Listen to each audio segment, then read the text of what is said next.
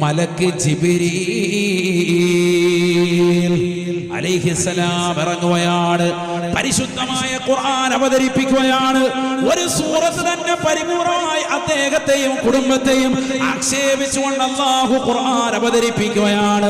തബ്ബത് യദാ അബീ ലഹബിൻ വതബ്ബ.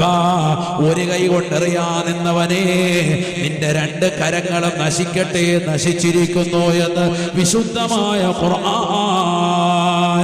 പാറക്കല്ലിന്റെ ചീലെടുത്തുകൊണ്ട് പരിശുദ്ധ പ്രവാചക പുങ്കവന്റെ മുഖകമലം നോക്കി എറിയാൻ വേണ്ടി തുനിഞ്ഞതാകുന്ന പ്രവാചകന്റെ കുടുംബത്തിലുള്ളവരായിരുന്നാലും മുത്തുനബിയെ വേദനിപ്പിക്കുന്നവർക്ക് അല്ലാഹു ശക്തമായ താക്കീത് നൽകുകയാണ്. തബ്ബത് യദാ അബീ ലഹബിൻ വതബ്ബ മാ അഗ്നാ അൻഹു മാലുഹു വമാ കസബ. അവന്റെ